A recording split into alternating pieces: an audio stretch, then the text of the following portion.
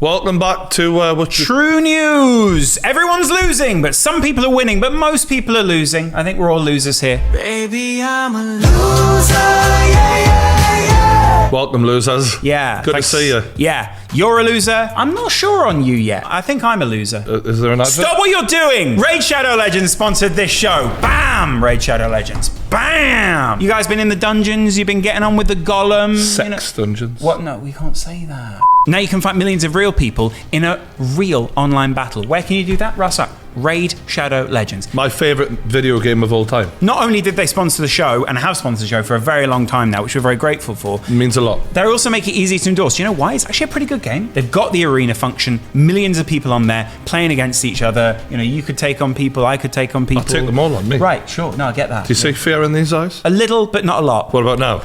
A little less. Explore millions of champion combinations and master countless tactics as you can take on raid bosses, dungeon runs, campaign battles, and with hundreds of artifacts to equip and over 500 champions blessed with unique skills. Just like you. You're blessed with unique skills. I'm blessed. Yeah. Work, rest, and invest. You can build your team, develop your champion, and raid your way. Okay, now to set myself a little challenge, I've started with a new champion just here. Yeoman, level 1, all right? So I'm getting into it, and this is probably what you'll see when you first download the game. Look at him, he's a little archer. How good are those graphics? Sick, aren't they? That is actually really good. How do they do that on a mobile? I actually don't know how they do it, because look, when you can zoom like right in on people, look at his little face. He looks amazing. And he's got his little bow and stuff. Brian, let me give you a little tip. The fastest way to level up your champion is through the farming campaign. Oh, yeah, you think? Yeah. Everyone knows. You can grind that XP and get loads of silver, and I know how much you love silver. I like grinding. This month on Raid is absolutely jam-packed. There's loads of new content coming out, including a load of new champions. Brand new champions on the game. Every month we go, could they add any more champions? It genuinely is ridiculous. So I'm definitely going to be trying to summon as many of those new champions as possible to help me along the way. What you got? Your champions are shit.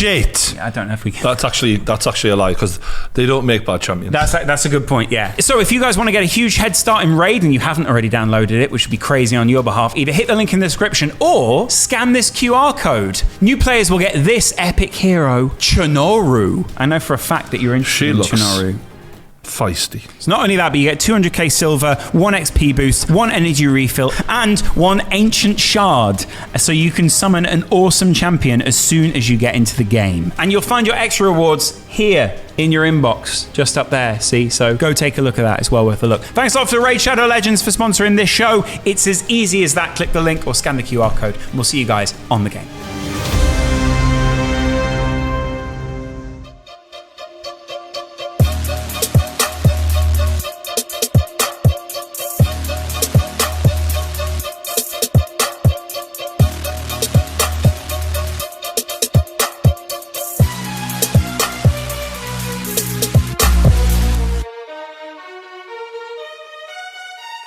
When will these YouTubers stop fighting? Hopefully never, because then we'd have no content. So. No, we'd be just fine. We'd just keep making better content than we already make, and we wouldn't be talking about people who half know how to fight. Nobody watches the meaningful stuff. The views speak for themselves. Right, then let's get back to millionaires hitting each other. They should rebrand it that. Social gloves. Social gloves, otherwise we call them condoms. Maybe Austin Mcbroom should have thought about that so that he wouldn't have so many children. To be fair, they make a cute couple, so I imagine that, you know, those two just love to fuck. Yeah. They're just boning around all the day, every day. When he's not jabbing your face, he's jabbing something else. He's tongue punching the fart box.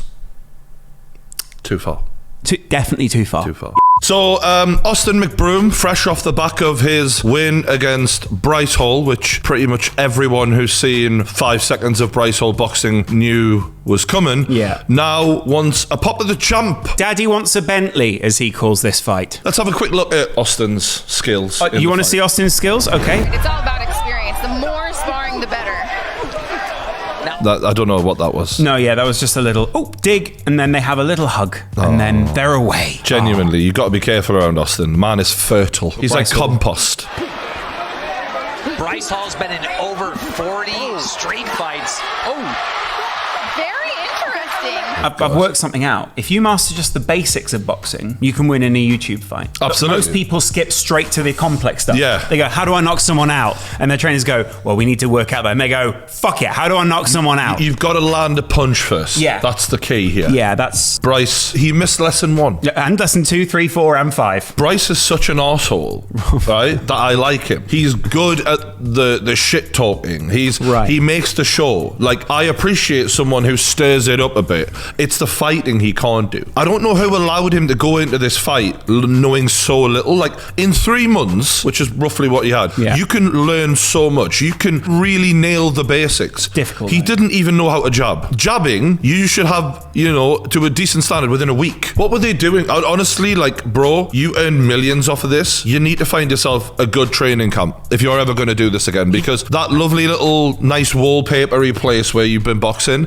it isn't working for you. It obviously didn't work for your man fucking Taylor. It didn't work for him either. Right. You both took L's. You're athletic. You're young guys. Get a proper camp. Just get yourself a proper gym. Yeah. Try and find a place with no wallpaper. Do you think wallpaper... If there's wallpaper in a boxing gym, go to another one. Big tip is if they've interior decorated in a nice way, not a good gym. Your jab's probably going to end up shit. Gyms need to look like shitholes. Yeah. Like they needs to be bits falling apart. The roof needs to be leaking. People need to sort of be coming in. You need to be able to smell the toilets at least from about 10 feet away. That's when you know you've joined Fight Club. Also, when you get in the ring, lift the old hands up. I want to be able to see the face on TikTok, but in the ring, as little of that as possible. Genuinely, like Lawrence McKenna is telling you what you fucked up on in boxing. You've badly fucked up when I can turn around and go, lift the hands, mate. You know when your trainers went, give us that killer look, you didn't go, oh, baby, yeah.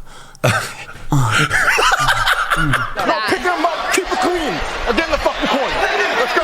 Keep it clean and get in the fucking corner. Is the referee supposed to swear? The referee showed more aggression than Bryce Hall did. And these two are just standing there. Big right hand. He's picking up. Oh, Mcbroom, he wants the $1 million. Even just a pause on this. The way Austin is posturing versus Bryce. Bryce is just a sitting fucking duck. What did they teach you, my guy? Bryce McDuck. Exact opposite.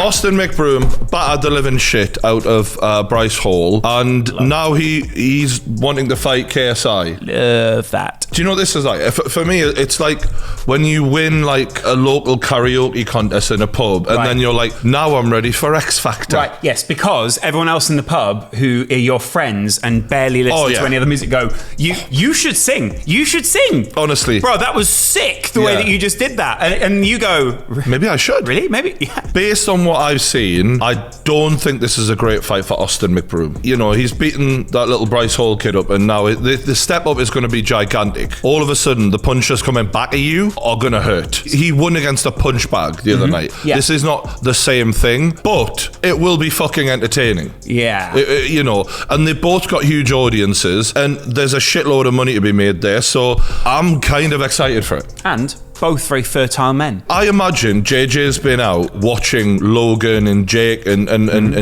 Gabe, like a lot of the lads, having a great time, putting on a great show, and he's probably missing that because he was the guy, you know. But in the meantime, they've sort of took over. So now this is a great way for him to get back in, knock the cobwebs off, train hard, and get ready for the mega fight. Yeah, the one we all want. The fight, the biggest fight of all YouTube time. But literally, there is no bigger fight out there. Yeah. Jake Paul, KSI. Bad blood. That's what they should call it. Bad blood.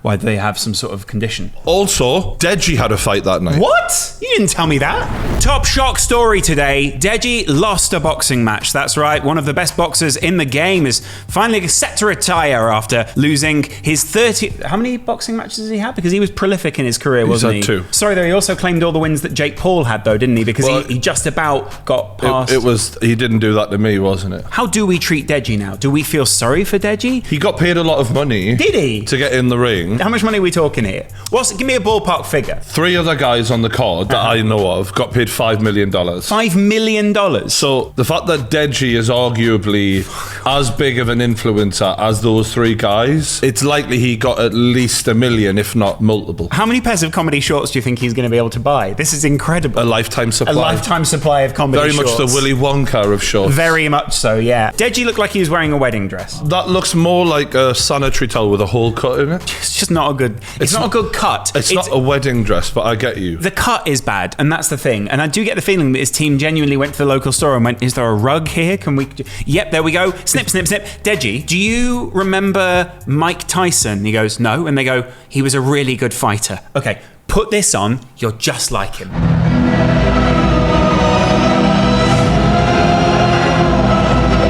The music actually sounds like it's from like a satanic wedding. Tonight, you will be marrying Vinnie Hacker. He will take your soul. He looks so serious coming out as well. This is the thing, right? If I was going into a fight where I knew I hadn't trained enough and that I had at best 4 minutes of energy in me, I would not look that confident. Or it's that we misread his face at the time. You know when you think someone's smiling at you and ultimately they're just sort of squeezing out a fart? I think that's similar to what Deji's done here. We thought Deji looked confident, but ultimately it was him going, I'm absolutely fucked.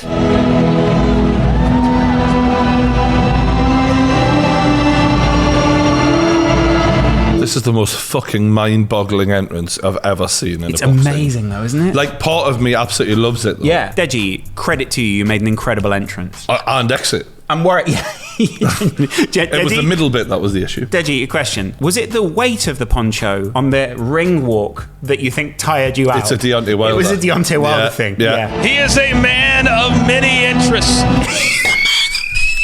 I remember laughing at that on the night and being like, you know, when there's a funeral, which is basically what this was, and they go, she was a woman of many interests, gardening, she did love her dogs. Oh, she loved golf. She did love golf. Towards the end of her life, though, I really hope Deji puts that in his Twitter bio. A man of many interests. What I will say, I thought Fuzi and Keemstar were great, and I wish they'd been on there more. Yeah. This old wrestling guy who has nothing to do with YouTube and no fucking clue about any of these guys. What the hell were you thinking? Yeah. In having the coach, the wrestling guy, like literally no fucking clue at all. Must have been a friend of a friend or something like that. He created a graphic novel called Kung Fu Hero in the Forbidden City. Sorry, Deji created a graphic novel. What? Half of the shit I didn't even know. Deji graphic novel. It is called Kung Fu. I'm buying a copy right now, Deji. This isn't a graphic novel. This is a fucking... Like, he downloaded a package and then slightly adapted it. I mean, what? That's not a graphic novel. This is just some pictures. Hey, guys. It's Comedy Shorts Gamer here. And man, are we all about to have some serious fun. No doubt many of you have been following my videos on YouTube, probably exclusively. And you'll know that I love prank videos, Kung Fu and Chinese food. Was he training for Kung Fu and then they got in That's there, where the mistake's been made. They put the gloves on and he See, in went, what Kung are you doing? Fu, you don't need to go longer than 4 minutes because one strike, They're out. they're dead. Yeah, exactly, yeah. He should have done the Kung Fu stuff. They started putting the gloves on me and he went, what are you doing? And I've been training for Kung Fu. I'm used to bare hand combat. What's going on here? Hand to hand, stripped to the waist, a fight to the death. The only way to truly understand what a work of art this is, because we haven't got time to read the whole thing, let's check the Amazon reviews out. Someone put here, once I'm extremely disappointed. I bought this new comic book expecting it to look new and fresh for a gift. However, it's all battered in each corner. Just like Deji, I suppose. That's literally what it says as well, though. And that was in 2019. That was in 2019. That is not put there for us to make that joke. Not for the young reader, bought for my 12-year-old son. Should come with age restrictions due to some of the wording used. Had to take the book away. Wow. Had to take the book away. So not happy boy on Christmas Eve. Why'd you give him a fucking book? I know we're having a bit of a laugh, but it was a really entertaining fight. Deji went for it. Yeah. The worst thing I can watch is someone just play it safe. He absolutely tried to take Vinnie Hacker's head off. But that's that's because maybe if he'd paced himself a bit, he wouldn't have gassed out. All right, so Deji's basically throwing everything but the kitchen sink at this kid. He's dropping his hands down. He's not protecting himself. And he's thinking, I'm going to hit him a few times. I'm going to put him away and I'll be on my way. The problem is, Deji just didn't hit hard enough to hurt this kid. Sure. And this kid had clearly trained to go the 5 rounds and was fit enough. So at the end of round 2, they have a minute rest. They come out for round 3 and we see one of the only things we've not seen in YouTube boxing. a serious punch being thrown. No, it's, he takes a knee because he's just exhausted. Right, okay. After having a minute's rest. You're right. All right, here we go. Round number 3. Deji and Winnie Hacker and... The easy joke here is Black Lives Matter, but the complex joke is that he was actually going to propose to him. He is pretty. We've seen one proposal. Is it time for the first gay proposal in YouTube boxing? I'm all for it. Oh, big shot! Big shot. From Winnie Hacker! Wow! Look at Deji's little face. Deji looks like he's just been animated by Pixar. Like, this is one of those situations where when you think something's going to go your way and all of a sudden it's a lot harder than you ever thought possible, that's a look of like, what is happening? Anyone getting their arse kicked, you got to have a little sympathy for them. Even if he didn't train hard and he brought it all on himself, still a little bit of empathy. That is kind of what I keep thinking here is if I'd have been in that position, what would I have wanted people around me to react like? How would I have wanted you to treat me? He's paid the price. The arse kicking is the price, you know what I Yeah. mean? The one thing I would say is, the thing that adds a little salt on the wound, you know, previously he'd lost to Jake Paul, so every time Jake Paul won, he could be like, well, you know, I did all right against him. He went the distance. And you'd often, whenever Jake Paul was doing anything, he'd sort of attach his name and go, you know, I want the rematch. But now this skinny little 18-year-old who has very little following by comparison, who, quote, only did this for the money, out-trained you and beat the hell out of him. Like, that's the worst bit about it, I think, is the other kids gained from this. Deji has lost massively here. My stamina failed me again. My stamina failed me. I do like the way he attaches sort of a separate identity to stamina, as if it isn't actually him failing himself. He literally went home and he went, bloody stamina, let us down again. You didn't turn up again, stamina. I like the idea, it's like, you know, Venom in that film, and he like comes out and he goes, sorry, Deji, I didn't mean to let you down. He's like, stamina. I guess I will see you guys soon. That's the kung fu. Yeah, exactly. Coming Yeah. out. And don't worry about me. I am all good. As you can see, I'm all cheerful. I'm happy. This isn't a facade. You know when someone goes, nah, everything's absolutely fine. It's great. I'm not pretending at all. I didn't think you were pretending. No one around here is pretending or putting on a facade. Certainly not me. You're like, yeah, okay. I'm living life, all right? And I needed this. This is somewhat humbled me. Yeah. It's not humbled him. It's somewhat humbled him. This, I believe, is, I guess, in some ways, in a tiny, small way, sort of, you know, in a roundabout way where I didn't really put in any effort and nothing really happened. It's humbled me. I'm humbled by this, guys. I knew some people were going to tell me to give up, pack it in, but I have no quit in me. That's just me. The best thing is, when he was eating in the evening, they went, Deji, you should stop eating. He went, I have no quit in me. All the people at the event, all the people on the internet, you guys are lovely, honestly. And the ones also calling me a fat bitch, I appreciate it. You're welcome. You're very welcome. I credit him for that, because he's taken this like a man. His sense of humour there. Yeah. You gotta enjoy that and just go, yeah, fuck it. KSI made a video about it. I think maybe first we should watch his girlfriend's behind the scenes before the fight. Okay, and then go watch KSI. bring it up. So, first day. And this toilet sucks. What the fuck's he done to He blocked the toilet. He literally blocked the toilet. No wonder. What was he eating on the run up to this? Yeah. I just did a regular shit, and it clogged the toilet. That's his girlfriend laughing. If I had a shit that blocked the toilet, the first thing I do is not go to Flu and go, come look at this. Let's be honest though. To be with I blocked the Deji, toilet with a huge shit. To be with Deji, you got to be a chilled out kind of girl. You know what I mean? I respect that. She's got a sense of humour. Good for her. I love the idea it cuts back to him and he's still got his pants around his ankles. Toilet roll still hanging out of his ass. Oh, the toilet. I kept flushing it. You know me. You know me. I've got no quit. I've got no quit in me. We've broken Lawrence, ladies and gentlemen. We've got to stop tuning. That shit just would not flush, but you know me, got no quit in me. Honestly, it clogged the fucking toilet. Look! Oh my his actual trousers are still down! I didn't know! I made a joke thinking it was ridiculous that his trousers might still be down. They are down! I don't understand. Well, How do they not have a fucking power flash?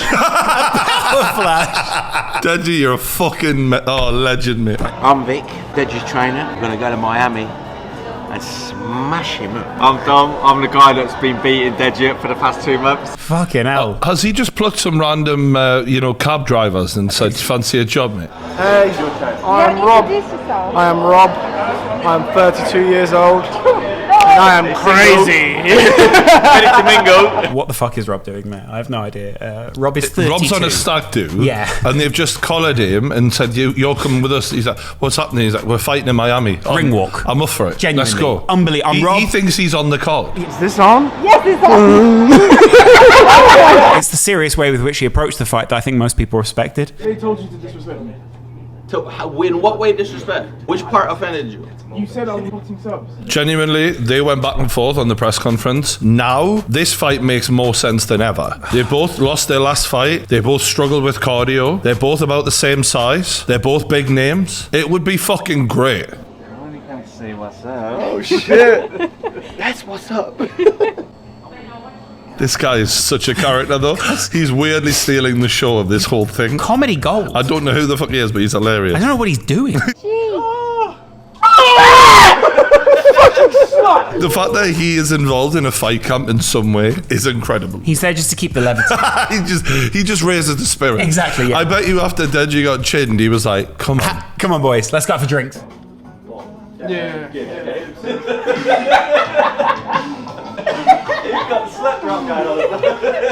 Oh shit! You didn't see that, did you? Literally, we're like 20 minutes away from the fucking fight, and this guy's doing pole dancing behind Deji in a room. This explains a lot, though. What you need is a team that's about you. This is kind of what we're witnessing, though, that Deji is a very playful guy, and he's surrounded by people who are also very playful and trying to play up to that nature, whereas he needs someone who's a little bit, well, a lot more strict, regimented. But Vidal tried to do that, and he quit. Sorry, he's got no quitting. Yeah, no quit. That's just me. Deji's big brother, you all know him, KSI, sort of had enough of this shit and wanted to give him some home truths, as only your own brother can. I am disappointed in your team and the people around you, man. How and why they thought it would be a good idea for you to enter the ring looking like that is beyond me, man. It was embarrassing.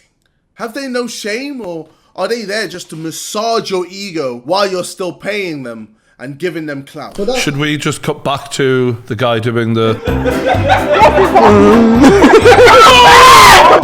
I am crazy. Yeah, exactly. You said that you gassed out in the Jake fight. That's why you lost. So we accepted that and we said, cool, in your next fight, hopefully you gassing out shouldn't be a problem at all. With the fight against Vinny Hacker, they niced you. They gave you 2-minute rounds. And it was only 5 rounds. And somehow, you gassed out quicker. Just to be clear, it is very easy to get fit enough to do that. You've officially become an easy stepping stone. People would happily fight you now. You're a big credible name to boost an opponent's career. And you're an easy fight. I think JJ's got it spot on, and he just needs to start looking after himself a bit better, because for years he's been able to pin it on the Jake Paul thing and, I was good. But now you can't lie to yourself anymore, and there is natural talent there, and it would be a shame if he just squandered it. We wish him well on the comeback. I always like Deji. I think both of us hope that he does have a comeback and that things are good for him. Genuinely, I know we make some jokes, but good luck to him. I hope we see him back better than ever. Some opponents, Fuzi. Yeah, Fuzi would be, genuinely, I think a lot of people would tune in to see Fuzi versus Deji. But the one person who did kind of steal the show, Big Gibber. Yeah, Big Gib. Absolutely. I can't wait when this is done to look at the scorecard and see how many landed. Oh, big left hand for Gibbs straight. Oh, big right overhand right. Gib looked in incredible shape. Gibbs always been fit, but he's never looked like shredded. But this time he turned up looking like he was ready for Baywatch. And mentally, he looked in the zone. When he did the face-off, like, he's been there before a few times now, and he knows what it's like to lose. The fear was gone from him, and he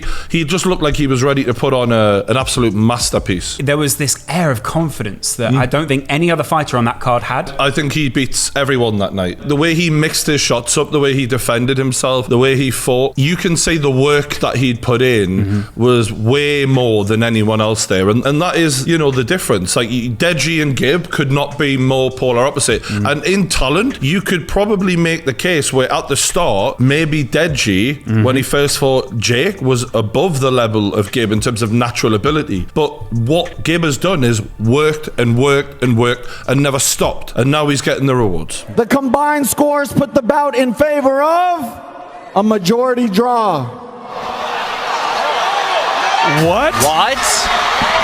The entire UK YouTube fan base went crazy, us included. We were watching live. 47 total punches landed to 21 from Big Gibber. It is a joke. By the way, this is a fucking disgrace. Yeah. Did tweet as well, didn't I? I never tweet anymore. No, you never tweet, but ultimately this got you out of Twitter. But when I do, wow. You get the retweet. Yeah, I'm angry. So basically everyone who was watching tweeted what a load of bullshit this is. Yeah. And then magically, one of the most corrupt boxing decisions ever is overturned once Keemstar starts doing some digging. Yeah. He starts prying around and all of a sudden they're like, oh no, we can overturn this decision. Pretty sure we can change Because Keemstar put a tweet out going, you will never work with influencers again when I find out who you are. And boom, we get the real decision coming out. Well done Keemstar, but more importantly, well done Gib. He did get the win and they overturned that bullshit draw. So ultimately now we see why Deji was fighting. This came from the ISKA, the International Sport Karate Association. I'd imagine they sometimes cover Kung Fu as well. To Liam and Social Gloves. After reviewing the result of Holder versus Gib fight, Eson Gib won by a unanimous decision. We don't have to read the rest of it. The interesting thing is they were like two social clubs. It's like, put two social clubs on the start of the email so that they don't think we were involved in any way. Yeah, having said to be that, fair, I don't know if social clubs were behind it, but the fact that they tweeted out that Gib had lost right as the decision had not been read yet, right as it was about to, it was that's just strange. The whole thing stunk. The worst thing about it is, Brian, that they're right in this letter. It did take a moment away from Gib. He deserved his moment in the spotlight, in the ring, on that night when he could have gone, yes, I won. That's why they need to make him the main event. Yeah. Next time. Elsewhere in the YouTube world, Trisha Paytas, for once, took all of her makeup off to give us a message. I had this feeling in my heart that I need to step away from frenemies, and it's really, really with a heavy heart that I say that. The 5% thing and Ethan getting like 100% of the highlights, like that's not an issue. The money is not the issue. For me, I was like half the views, like I do feel like I contributed half to frenemies, building the H3 channel. Like I would have loved to have frenemies on my channel and like build up my channel. I could have built sets, like I'm capable of this stuff, you know? I see why she wants some of the cash, although she's saying it's not about cash. It's not about cash, yeah. If you look at Ethan, like, to be fair, he has a track record of being very consistent, building sets, building studios, producing content, getting it out reliably, religiously. This girl is not that. I don't know, if you've subscribed to her OnlyFans, she's religiously getting that pussy out. In my experience, from what I understand, he basically did a lot and she turned up. And, yes. And I'm not saying she didn't contribute in a way, but for her to say half and half is nonsense to me. In terms of investment. He had a successful podcast audience already. Yeah. So then transferring that audience into another podcast with somebody else was quite an easy thing for him to do. For her to start off a podcast from scratch on her channel, it would never have had the same pull, etc. Here's Trisha with a semi-evaded receipt about the guys on set wanting to have sex with her. From like the first episodes of me being on H3, like the guys rating how I look and if they would date me or have sex with me or something from the very beginning. Everyone who she does anything with, she accuses them of this sort of shit sooner or later. And unfortunately, she may be telling the truth, but when you're pointing the finger at anyone you encounter along your YouTube journey, at some point people have got to go, nah, I can't really believe that, because it's just like everyone according to you. People who are always the victim, I just avoid them, because I'm not saying people can't be the victim in life, but when you're consistently making yourself out to be that person, it can't be everyone else all the time. And with her, it always is. Now, there's a spectrum of victimhood where some people are very much a victim. Then there are other people who can sometimes cast themselves in the role of victim and very much sort of take that up as a role. I'm not saying that she's never been legitimately the victim. Yeah. I'm sure she has, but unfortunately, she's muddied the water so much with all her bullshit accusations over the years is that it gets to a point where I don't know what's what, so I just avoid it. Yeah, so it's hard to know what's real and what isn't. Because she is a bullshitter. Right, yeah. We know that. Yeah. Like, if you look on her channel, the amount of videos she's released where it's like, I'm suffering from this, I've got that, I'm like, she might as well say I'm dying in a week. Like, you know, it's that flippant with how ridiculous it is. And there's something quite tragic about watching Trisha, which I think we don't watch her religiously. Sometimes we have to cover on True News. And I've got to admit, every time I'm coming left with a very sad feeling, this is a person who has serious issues that need addressing. And whilst it might be sometimes fun and sometimes a little bit voyeuristic to look in on her life and be like, oh, fuck, really shit for you. At least I'm all right. After a while, these people just need help. It just gets sad, yeah. Yeah. And when you look at it, you just think, I mean, you found a way to monetize your misery, but surely there comes a point where you need to sort that out. I'm not playing the victim. I don't. When you say I'm not playing the victim, you better have an answer immediately. And the reality is, she knows she's playing the victim, which is why she runs out of words there. She's fucking caught in her own lie. I'm not even angry at her for talking shit. Like, it's just what she does. But if you watch her and take her seriously, probably need to sort of reevaluate what you're watching on your YouTube's. At what point does the internet just say, we're going to put Trisha down? And I don't mean that like a dog. I mean more sort of, we're going to leave you there, Trisha. Right, okay. You need to sort yourself out. Come back when you're in a better place and we'll welcome you with open arms. Anyway, Ethan responded. Nearly 4 million views. Should we have a little... we start dressing up and then you quit the show or whatever? Yeah. I'll be the mask and you can be Cameron Diaz. Yeah. You would look hot as Cameron Diaz, actually. I've got the cheekbones and, and the lips. Yeah, check. I have got cheekbones and lips. Yes, in that you have a face. She can say whatever she wants, you know, which she puts out publicly. And then, you know, if I just sit and take it, everything's distorted. And if I say anything, then I'm the bad guy for, you know, coming after or something, which is not my intention. Because she's the woman, there's an immediate dynamic there before they even exchange words. And as a man, he has to play this a lot more carefully than she does. She can sling as much shit his way, and if it sticks, so what? But the minute he sort of replies, he's the bad guy. He's right. The problem with this is, you knew what you signed up for the minute you get into business with Trisha. You know this shitstorm is on the way. That train is never late with Trisha Paytas. So I kind of think, you know, you did a deal with the devil, and they, you know, this was inevitable. Live by the sword, die by the sword. Yeah. You know, he probably weighed up and thought it'll probably be a good ride, I don't mean that in the, you know, and eventually when it blows up, we'll get a load of views. It'll keep things interesting. He's like the hawk. He sees this a mile away. From one of your favourite chubby funsters to the nation's chubby funster, Boris Johnson is back. Well, he's survived every storm possible, and now we've all made it through. That's right. Barely anyone died from COVID. And on the other side,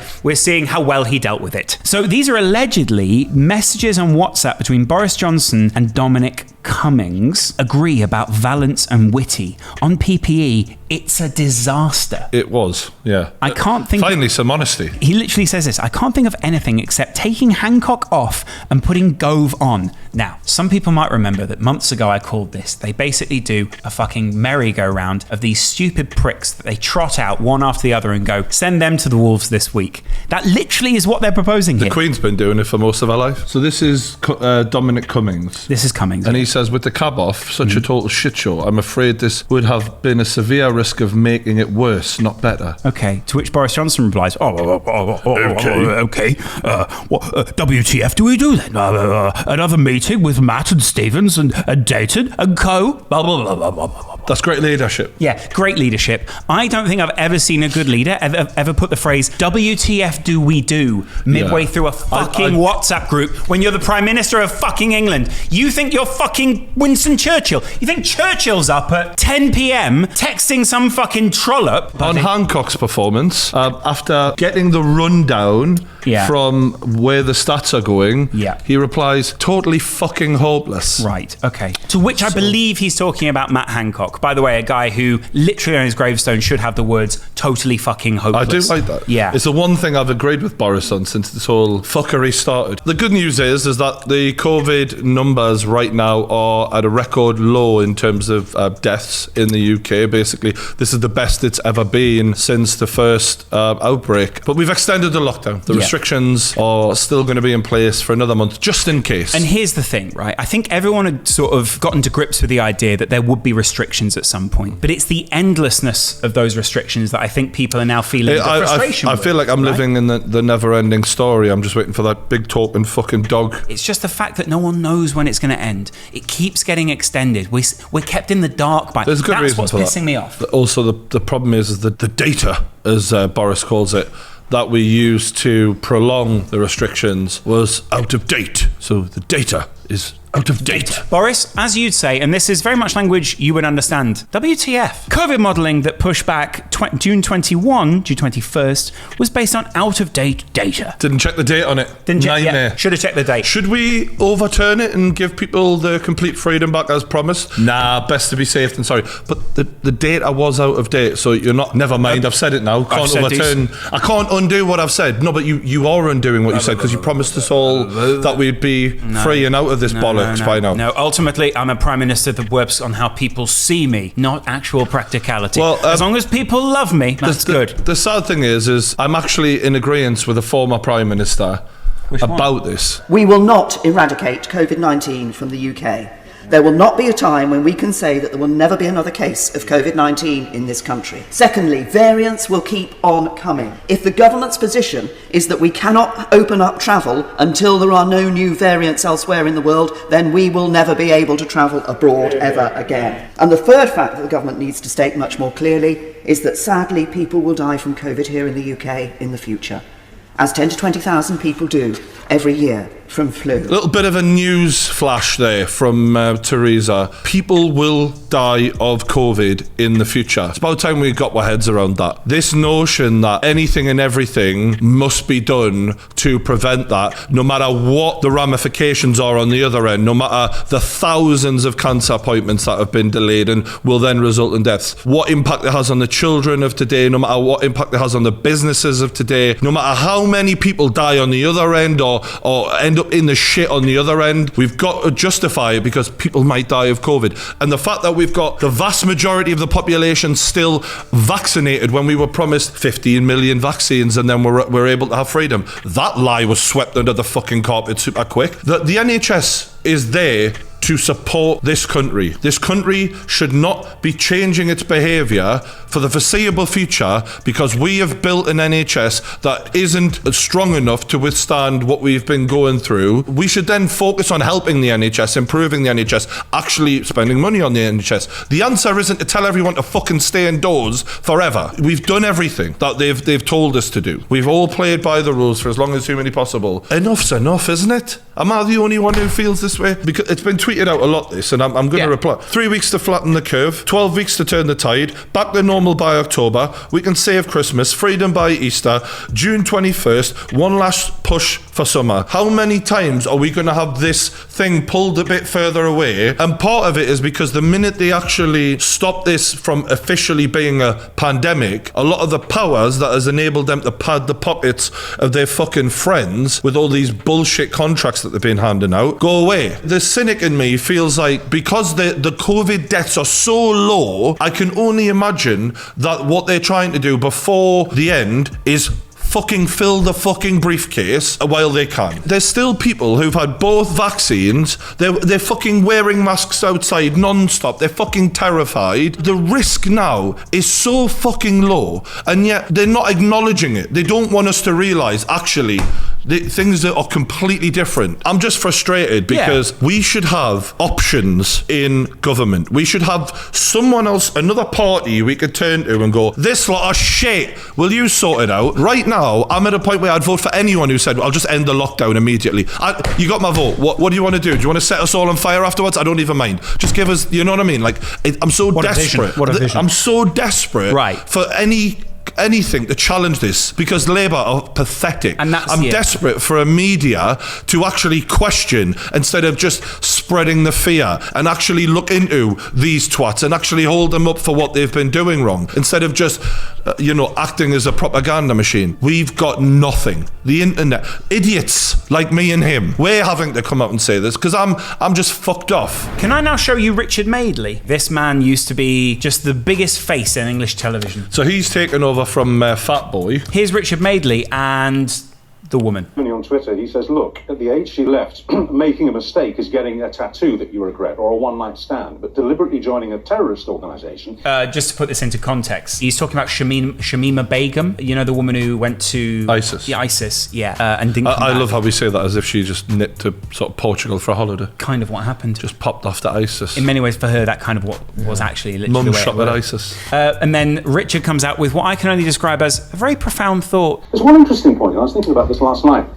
Obviously, we had the Nuremberg trials after the war, and we hanged quite a few Nazis and imprisoned a lot of others, and we let them out eventually. But we didn't go after the Hitler Youth. I love him! He's the most Partridge twat ever. He's so good, though. So that was true news. I hope sure you was. enjoyed the truth of it all. Yep, and I hope you enjoyed some of the falsity of it all. Do be sure to subscribe to the True Geordie YouTube channel. Check us out on Twitch. We're live streaming all your favourite sporting events all the time. Apparently we're on TikTok as well with the kickoff, and you're on. You do Instagram, don't you? We're on everything. Yeah. Check us out. Be nice to each other and stop giving yourself such a hard time in your life.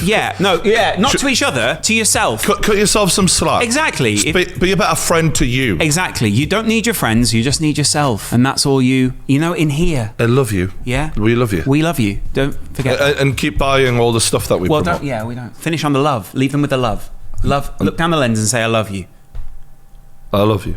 Right, no, say it with conviction. I love you. Excellent. There we go. See you next time.